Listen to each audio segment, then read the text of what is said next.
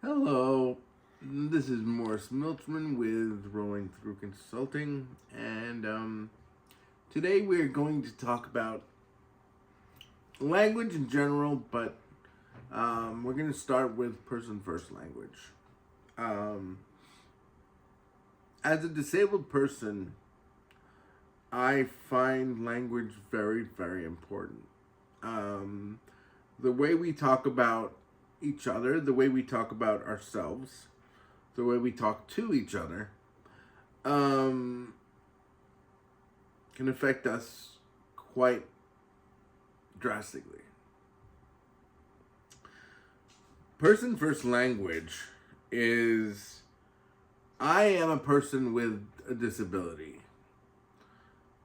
And that's instead of saying I'm a disabled person, you say I'm a person with disability because the idea behind it is to show that you're a person, not a disabled person. But as unfortunate as this is, we have to admit to ourselves and each other that, and the community in general, that most likely we are not going to get away from our disability for the rest of our life. So it would be like I am a person with diabetes versus I am a diabetic person. That is correct. Yeah. Um, we have to acknowledge that whether we like it or not, our disability is a part of our life. Our disability affects the way we live, affects the way we think, affects the way we interact with other people. It affects everything in our life. So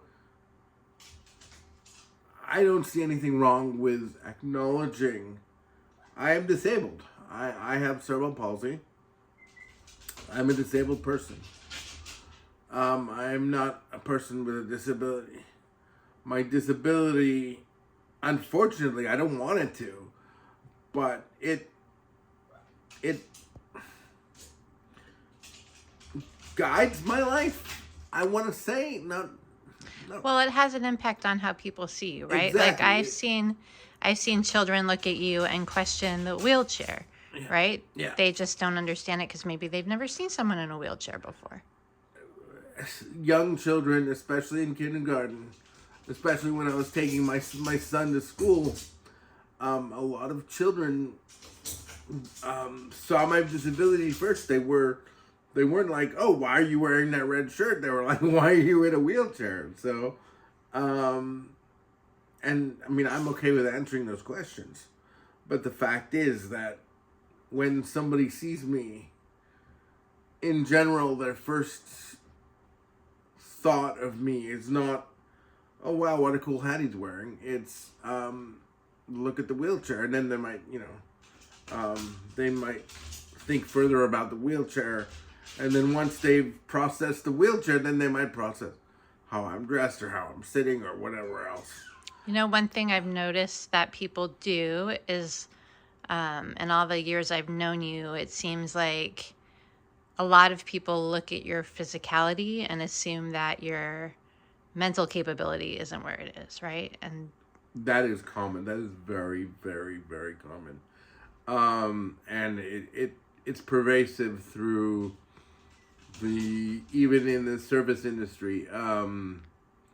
I find that a lot of people who work with the disabled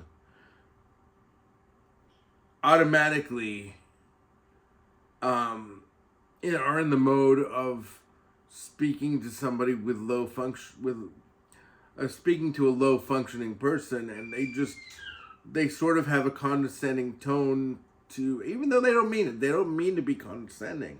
they call that, speak to them kind of childlike. Yeah, yeah. And I don't think they mean to do that. I just think it comes out naturally, and I feel like I see that with people with aphasia as well. People around them, service providers, they just talk to them differently, and it's really I get very upset, but I never know. I don't want to approach the person with aphasia, and I also sometimes I do because I'm friends with a lot of people. But I also understand that the people helping the disabled, they don't always mean badly by it. They're just so used to that's the way they need to talk, and that needs to change. I think we need to educate ourselves and the people around us that language needs to change in all manners. I'm probably going to get into this. This topic is a vast topic, so I probably have a lot to say about this. I know I have a lot to say about this topic. And some things that I'm going to say are way more controversial than other things.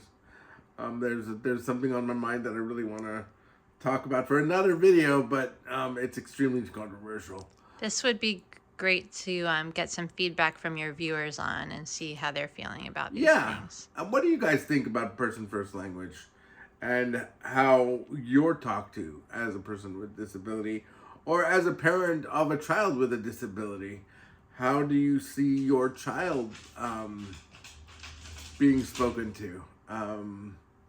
And what do you do when you find, either as a person with a disability or as a parent with a disability, what do you do when you find that switch, or when you hear language that it just doesn't suit you? Like in the 90s when I was growing up, physically challenged and differently abled were very popular phrases because we're trying to be PC and we're trying to let everybody in, and right, as if your legs work in a different, have special abilities separate than others.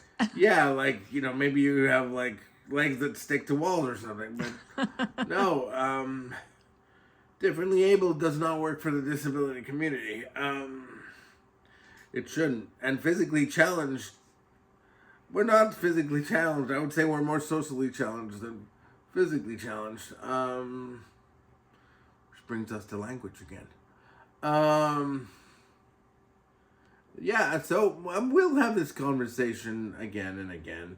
But I hope to hear from you soon. And if you have any comments, please let me know.